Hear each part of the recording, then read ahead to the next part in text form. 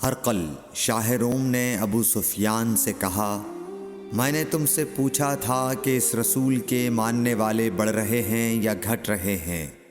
تو نے جواب میں بتلایا کہ وہ بڑھ رہے ہیں۔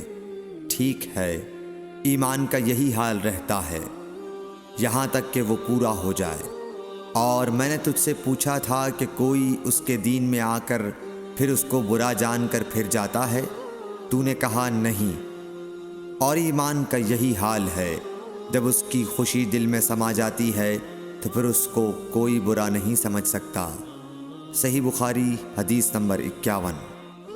نبی اکرم صلی اللہ علیہ وسلم فرماتے تھے، حلال کھلا ہوا ہے اور حرام بھی کھلا ہوا ہے، اور ان دونوں کے درمیان بعض چیزیں شبہ کی ہیں جن کو بہت لوگ نہیں جانتے کہ حلال ہیں یا حرام۔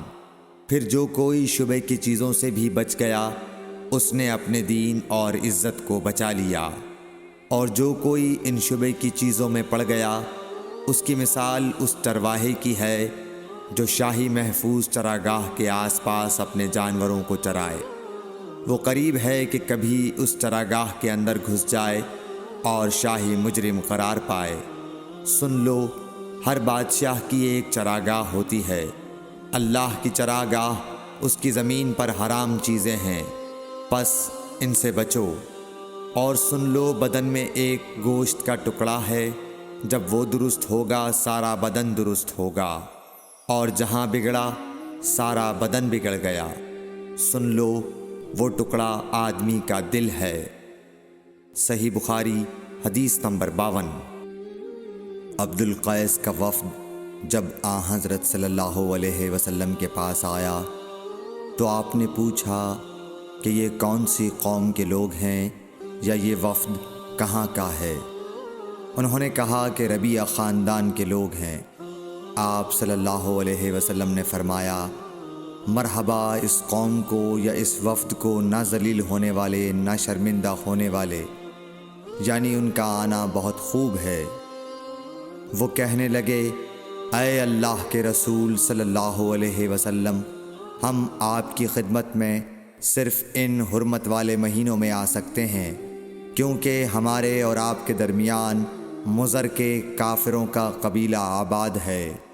پس آپ ہم کو ایک ایسی قطعی بات بتلا دیجئے جس کی خبر ہم اپنے پچھلے لوگوں کو بھی کر دیں جو یہاں نہیں آئے، اور اس پر عمل درآمد کر کے ہم جنت میں داخل ہو جائیں۔ اور انہوں نے آپ سے اپنے برتنوں کے بارے میں بھی پوچھا۔ آپ صلی اللہ علیہ وسلم نے ان کو 4 باتوں کا حکم اور 4 قسم کے برتنوں کو استعمال میں لانے سے منع فرمایا۔ ان کو حکم دیا کہ ایک اکیلے خدا پر ایمان لاؤ۔ پھر آپ صلی اللہ علیہ وسلم نے پوچھا کہ جانتے ہو ایک اکیلے اللہ پر ایمان لانے کا مطلب کیا ہے؟ انہوں نے کہا کہ اللہ اور اس کے رسول ہی کو معلوم ہے۔ آپ نے فرمایا کہ اس بات کی گواہی دینا کہ اللہ کے سوا کوئی معبود نہیں، اور یہ حضرت محمد صلی اللہ علیہ وسلم اس کے سچے رسول ہیں، اور نماز قائم کرنا اور زکوٰۃ ادا کرنا اور رمضان کے روزے رکھنا، اور مال غنیمت سے جو ملے اس کا 5واں حصہ مسلمانوں کے بیت المال میں داخل کرنا، اور 4 برتنوں کے استعمال سے آپ صلی اللہ علیہ وسلم نے ان کو منع فرمایا، سبز لاکھی مرتبان سے، اور کدو کے بنائے ہوئے برتن سے، لکڑی کے کھودے ہوئے برتن سے، اور روغنی برتن سے، اور فرمایا کہ ان باتوں کو حفظ کر لو اور ان لوگوں کو بھی بتلا دینا جو تم سے پیچھے ہیں اور یہاں نہیں آئے ہیں۔ صحیح بخاری حدیث نمبر 53۔ حضرت صلی اللہ علیہ وسلم نے فرمایا، عمل نیت ہی سے صحیح ہوتے ہیں یا نیت ہی کے مطابق ان کو بدلہ ملتا ہے، اور ہر آدمی کو وہی ملے گا جو نیت کرے گا۔ پس جو کوئی اللہ اور اس کے رسول کی رضا کے لیے ہجرت کرے اور اس کی ہجرت اللہ اور اس کے رسول کی طرف ہوگی، اور جو کوئی دنیا کمانے کے لیے یا کسی عورت سے شادی کرنے کے لیے ہجرت کرے گا تو اس کی ہجرت انہی کاموں کے لیے ہوگی۔ صحیح بخاری حدیث نمبر 54۔ حضرت صلی اللہ علیہ وسلم نے فرمایا، جب آدمی ثواب کی نیت سے اپنے اہل و عیال پر خرچ کرے پس وہ بھی اس کے لیے صدقہ ہے۔ صحیح بخاری حدیث نمبر 55۔ حضرت صلی اللہ علیہ وسلم نے فرمایا، بے شک تو جو کچھ خرچ کرے اور اس سے تیری نیت اللہ کی رضا حاصل کرنی ہو تو تجھ کو اس کا ثواب ملے گا، یہاں تک کہ اس پر بھی جو تو اپنی بیوی کے منہ میں ڈالے۔ صحیح بخاری حدیث نمبر 56۔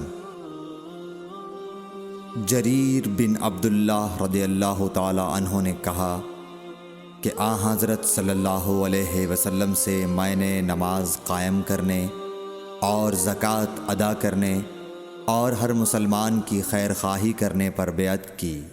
صحیح بخاری حدیث نمبر 57۔ جس دن مغیرہ بن شعبہ حاکم کوفہ کا انتقال ہوا تو جریر بن عبداللہ رضی اللہ تعالی عنہ خطبے کے لیے کھڑے ہوئے اور اللہ کی تعریف اور خوبی بیان کی اور کہا، تم کو اکیلے اللہ کا ڈر رکھنا چاہیے، اس کا کوئی شریک نہیں، اور تحمل اور اطمینان سے رہنا چاہیے اس وقت تک کہ کوئی دوسرا حاکم تمہارے اوپر آئے، اور وہ ابھی آنے والا ہے۔ پھر فرمایا کہ اپنے مرنے والے حاکم کے لیے دعائے مغفرت کرو، کیونکہ وہ مغیرہ بھی معافی کو پسند کرتا تھا۔ پھر کہا کہ اس کے بعد تم کو معلوم ہونا چاہیے کہ میں ایک دفعہ حضرت صلی اللہ علیہ وسلم کے پاس آیا اور میں نے عرض کیا کہ میں آپ سے اسلام پر بیعت کرتا ہوں۔ آپ نے مجھ سے ہر مسلمان کی خیر خواہی کے لیے شرط کی، پس میں نے اس شرط پر آپ سے بیعت کر لی۔ پس اس مسجد کے رب کی قسم کہ میں تمہارا خیر خواہ ہوں۔ پھر استغفار کیا اور ممبر سے اتر آئے۔ صحیح بخاری حدیث نمبر 58۔ ایک بار حضرت صلی اللہ علیہ وسلم لوگوں میں بیٹھے ہوئے ان سے باتیں کر رہے تھے، اتنے میں ایک دیہاتی آپ کے پاس آیا اور پوچھنے لگا کہ قیامت کب آئے گی۔ آپ صلی اللہ علیہ وسلم اپنی گفتگو میں مصروف رہے۔ بعض لوگ جو مجلس میں تھے کہنے لگے، آپ صلی اللہ علیہ وسلم نے دیہاتی کی بات سنی لیکن پسند نہیں کی، اور بعض کہنے لگے کہ نہیں، بلکہ آپ نے اس کی بات سنی ہی نہیں۔ جب آپ اپنی باتیں پوری کر چکے تو میں سمجھتا ہوں کہ آپ صلی اللہ علیہ وسلم نے یوں فرمایا، وہ قیامت کے بارے میں پوچھنے والا کہاں گیا؟ اس دیہاتی نے کہا، حضور میں موجود ہوں۔ آپ نے فرمایا کہ جب امانت ایمانداری دنیا سے اٹھ جائے تو قیامت قائم ہونے کا انتظار کر۔ اس نے کہا، ایمانداری اٹھنے کا کیا مطلب ہے؟ آپ صلی اللہ علیہ وسلم نے فرمایا کہ جب حکومت کے کاروبار نالائق لوگوں کو سونپ دیے جائیں تو قیامت کا انتظار کر۔ صحیح بخاری حدیث نمبر 59۔ عبداللہ بن عمر نے کہا کہ ایک سفر میں جو ہم نے کیا تھا، حضرت صلی اللہ علیہ وسلم ہم سے پیچھے رہ گئے، اور آپ صلی اللہ علیہ وسلم ہم سے اس وقت ملے جب عصر کی نماز کا وقت آن پہنچا تھا۔ ہم جلدی جلدی وضو کر رہے تھے، پس پاؤں کو خوب دھونے کے بدل ہم یوں ہی سا دھو رہے تھے۔ یہ حال دیکھ کر آپ صلی اللہ علیہ وسلم نے بلند آواز سے پکارا، دیکھو ایڑیوں کی خرابی دوزخ سے ہونے والی ہے۔ 2 یا 3 بار آپ صلی اللہ علیہ وسلم نے یوں ہی بلند آواز سے فرمایا۔ صحیح بخاری حدیث نمبر 60۔